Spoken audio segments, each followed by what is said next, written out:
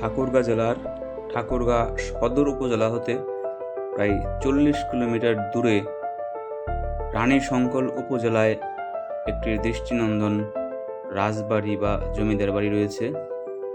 আমরা ছুটে এসেছি সেই রাজবাড়ি বা জমিদার বাড়িটি দেখার জন্য।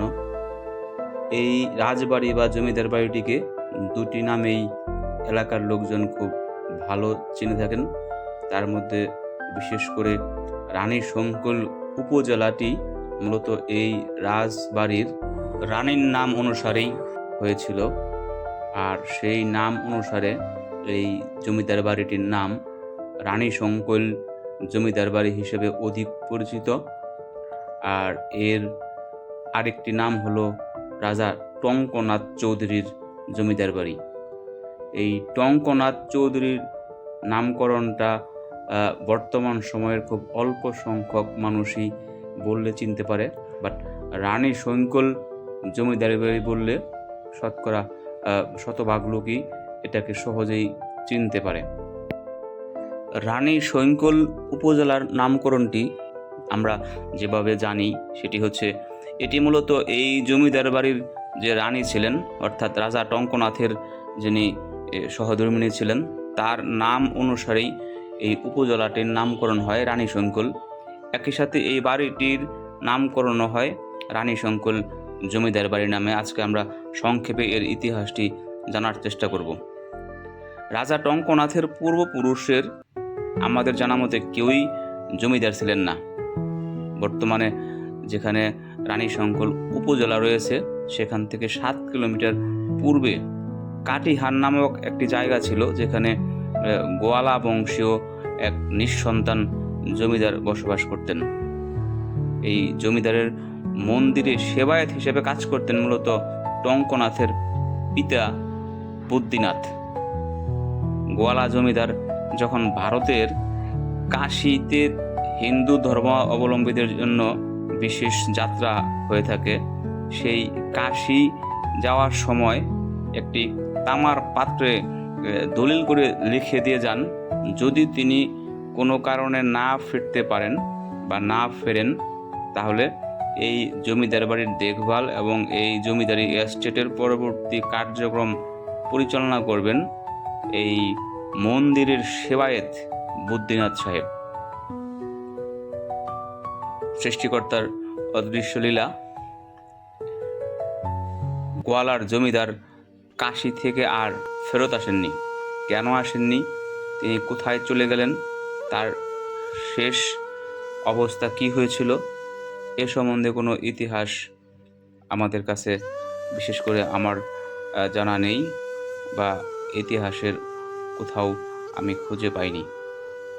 যখন এই জমিদার গোয়ালার জমিদার ফিরে না আসলেন, তামার পাত্রে যেহেতু লেখা বা দলিল ছিল এই বুদ্ধিনাথ হবেন এই জমিদারি এস্টেটের মালিক, সেই হিসাবে বুদ্ধিনাথ এই এস্টেটের মালিক হন এবং তিনি জমিদার হন। এই বুদ্ধিনাথ অত্যন্ত বিচক্ষণ এবং জ্ঞানী ব্যক্তি ছিলেন।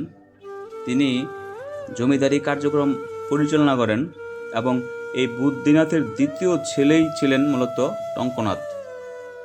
এই টঙ্কনাথ তৎকালীন ব্রিটিশ সরকারের আস্থা অর্জনের জন্য তিনি মালদোয়ার স্টেট গঠন করেন।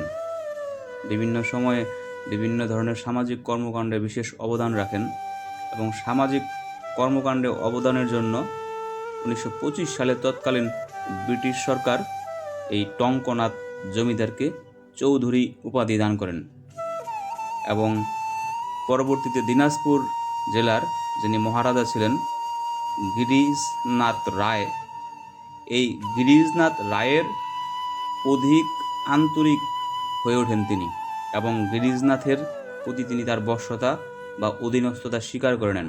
এরপর গিরিরাজনাথ রায় তিনি আবার এই টঙ্কনাথ জমিদারকে অর্থাৎ টঙ্কনাথ চৌধুরীকে রাজা উপাধি দান করেন। পরে রাজা টঙ্কনাথ তার বাবা বুদ্ধিনাথের জীবদ্দশায় মূলত এই বাড়িটির নির্মাণ কাজ শুরু করেন এবং বুদ্ধিনাথের বিদায় হলে অর্থাৎ তার দেহাবশেষ দাহ পরবর্তী সময়ে টঙ্কনাথ তার স্ত্রী রানী শঙ্কল দেবীর নাম অনুসারে এই মালদোয়ার নামটি পরিবর্তন করে তিনি এস্টেটটির নাম রাখেন রানী শঙ্কল।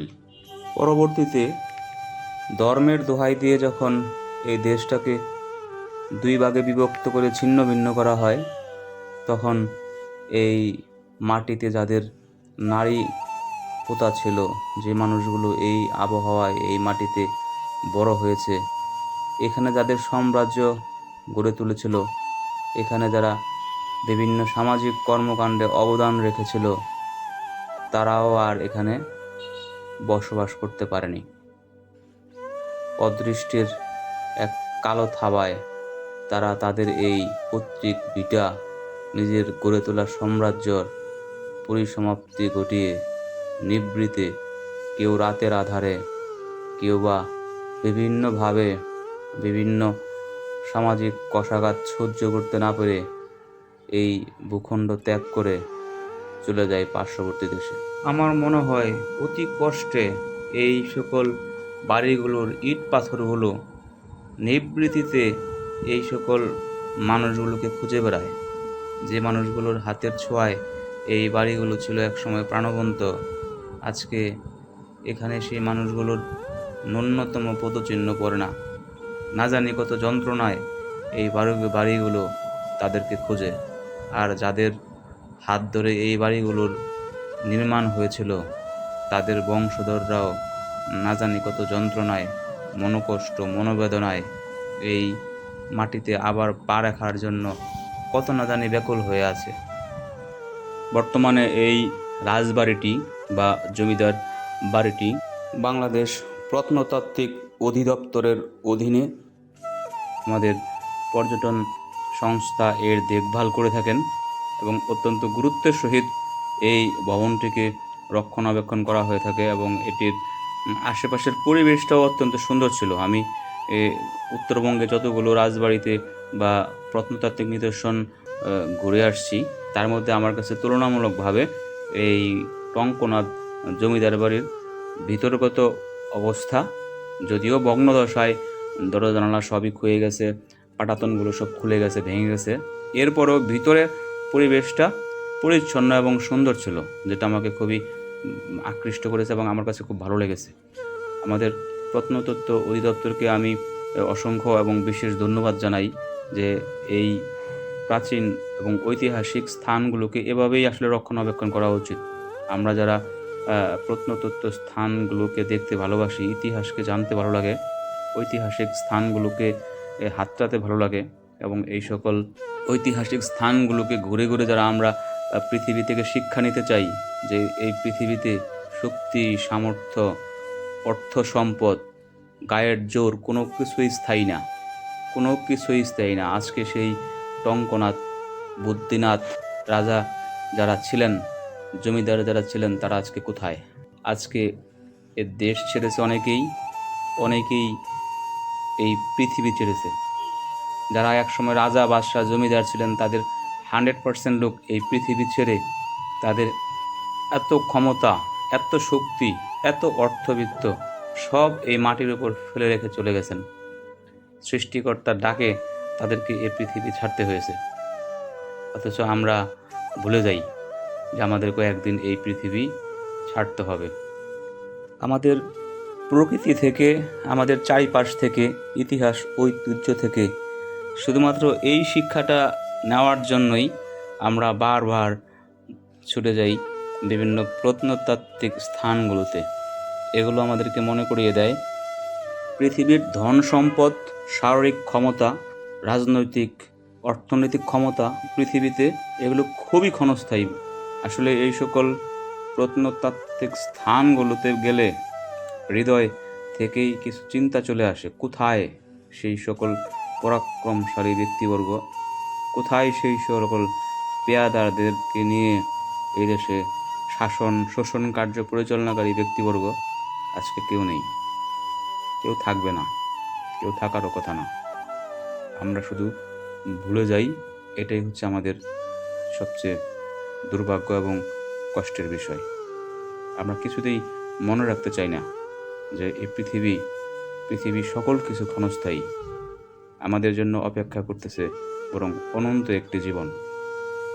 আজকে এখানেই, দেখা হবে বাংলার পথে প্রান্তরে, অন্য কোথাও, কোনো একটি প্রত্নতাত্ত্বিক স্থানে, অথবা সৃষ্টিকর্তার অপার সৃষ্টি কোনো প্রাকৃতিক লীলাভূমিতে, বাংলার পথে প্রান্তরে। আসসালামু আলাইকুম রহমতুল্লাহ।